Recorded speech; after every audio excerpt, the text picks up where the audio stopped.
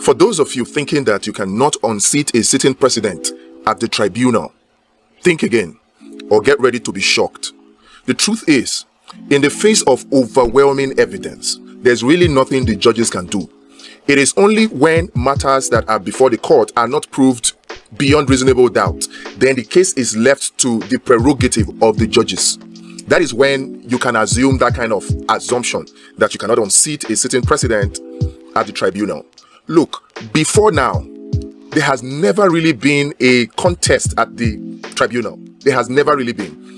In fact, the closest you have had to this is Tinubu's own cases where, according to what Osinbajo said, he went to UK to go and bring forensic auditors to go through the polling papers, the ballot papers, and then because of that he was able to retrieve some mandates on behalf of the likes of them, the then governor of Edo State and the likes, Oshiomhole. Aside from that, there has never really been a contest at the tribunal. Not anything close to what we are seeing now with the Peter Obi defense, with the Peter Obi's petition. And that's the truth. If any candidate is able to prove their case beyond reasonable doubt, the hands of the justices will be tied. It will not matter what monies are paid to them. They cannot give a wrong judgment. The matter on ground right now, the matter at the Presidential Elections Petitions Court or the tribunal, whichever you choose to call it, is such that Peter Obi has several prayers. And from the activities, the events that we see, it is becoming more and more difficult, if not impossible, for INEC, for Tinubu, for APC, and even for Shetima to put up reasonable defense. We saw what happened with INEC's defense. First, all their witnesses refused to show up. At the end of the day, one witness managed to show up, a deputy director at INEC, and the defense he put up, you can't really call that a defense. In fact, it was more like corroborating Peter Obi's case. It was more of corroborating Peter Obi's defense. But let's look at it from this way. There are certain factors that are within the control or within the interpretation of the justices, even though you and I know that these factors well favor Peter Obi.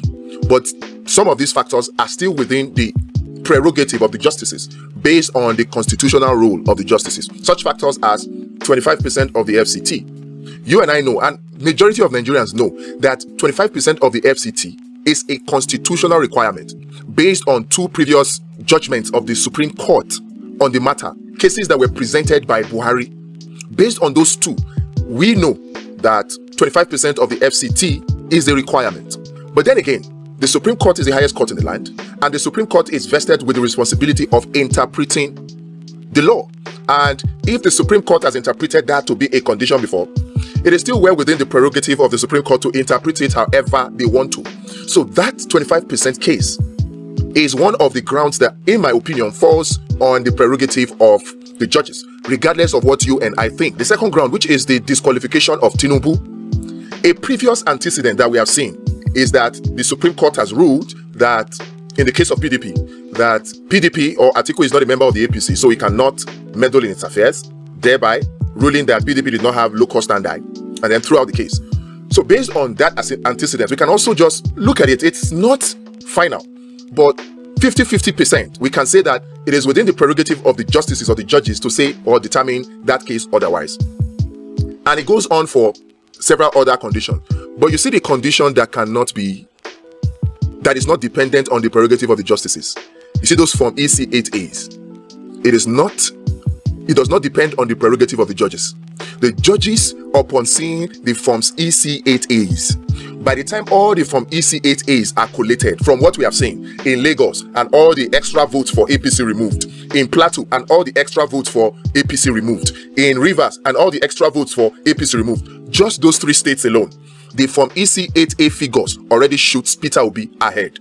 So once the Form EC 8A are tabulated, there is nothing the judges or the presiding justices can do. You cannot dispute the evidence of the Form EC 8As. And that is why you see the likes of even them Festus Okoye coming out to say that, oh, the political parties had their accredited agents. According to the Electoral Act 2022, it empowers the political party to have the originals of the polling unit result, which is the Form EC8A. And mind you, the Form EC8A in the hand of the polling or the political party agent is an original copy. And aside from that original copy, which is made original by the Electoral Act. There is also the original copy of the police. So those are two original copies that each political party is at liberty to fall back on. So when you fall back on all of these, and then you now add on top of that the fact that you had overvotings, particularly in many of the northern states where it is reported that even the beavers were not even used. By the time you add that, you now come to the conclusion very easily that Peter Obi is in the lead. And when you have this kind of indisputable evidence, there is nothing the justices can do. And that is the truth of the matter. Absolutely nothing the justices can do. And that is why I say to all those that are doubtful that, oh, you cannot unseat a sitting president at the tribunal, to think again. They should get ready for an earthquake judgment, because there are certain parts of elections that cannot be disputed, and that those facts depend on the polling unit. See, the polling unit is the center of the universe as far as election is concerned in Nigeria today. And as far as the polling unit results are concerned, you and I know who is in the lead. The result for Lagos, the result for Plateau, the result for Rivers alone. If you add Ekiti on top of that, you add Adamawa and you add Taraba, Magana Yakari, the case is finished. We will witness, by the grace of God, an earthquake judgment that will change the course of things forever in Nigeria, and the people's mandate will be restored. Let us put our eyes on the judiciary. These people know that the power actually is not 100% within the hands of judges. That is why they are panicking right now. If you add on top of that the report of the European Union election monitoring group that was just presented, if you add on top of that, it makes the case easier for the judges to determine, because the evidence is overwhelming. The evidence is overwhelming. So I am of good cheer that this mandate will be reclaimed. I am. They expected, I'm talking about the APC now, that by now Nigerians will be quiet. Oh, once Tinubu is sworn in, then that is it, game over. Hello, newsflash. We're just getting started. As you can see, after the inauguration of Tinubu, more and more evidence have been coming out. More and more evidence have been coming out. And the way they are coming out, there's nothing the power of incumbency can do for Tinubu. When the judgment comes, he will not have a choice but to leave office and hand over that office to the rightful person, so that Nigerians can be safe. We are suffering already under this kind of leadership. You need to see what even popular celebrities are saying. There's a neighbor of mine who is doing well. I wouldn't say for somebody to have a Mercedes GL 550, you know the person is doing well. In fact, I just got to understand yesterday that the GL 550 actually has a tank, a fuel tank of 170 liters. If you multiply that by 540, that's like 90,000 naira to fill. And if you also know how the GL 550 Mercedes works, they are gas guzzlers. So within 4 or 5 days, that full tank can be gone if you are a very heavy user. So for you to have that kind of person who has that kind of car to be complaining, it means that the thing is even touching even the so-called well-to-do. And if it is touching the well-to-do, you can imagine what it's doing to the downtrodden. We need to change this. I saw a report the other time of a celebrity, a Yoruba Nollywood actress, complaining that she's tired. She said she's tired. In fact, she said, God knows I'm tired. That's actress Biola Bayo cries out over hiking price of petrol. I mean, who wouldn't be tired? Who wouldn't be? Only the people who are using government money to fuel convoys of over 124 SUVs. Only those people will not be tired. The remainder of Nigerians are tired. They are tired. And I can tell you, even the judges, they are tired. So those of you thinking you can hide behind, oh, power of incumbency, you will be disappointed.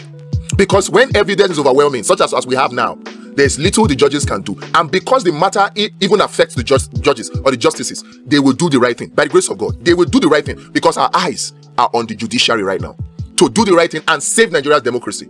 It's unfortunate that it is the people who threaten Nigeria's democracy that are coming out to say that EU's election report is threatening Nigeria's democracy, where they are the ones that started the threat. They are the ones who went and started using thugs to threaten innocent voters, even stabbing them. They are the ones that went on national TV, caught on camera, saying that people should snatch election results, they should snatch power, they should run with it. They're the ones that were caught threatening democracy, and they are the ones coming to say, oh, EU's report is threatening democracy, because they are seeing the handwriting on the wall. The defense of INEC was weak. I am suspecting that when the APC's defense starts tomorrow, it will even be weaker, because there's nothing to defend. When that of APC comes, it will be even the weakest. And at the end of the day, justice will be done and Nigerians will get their mandate back by the grace of God.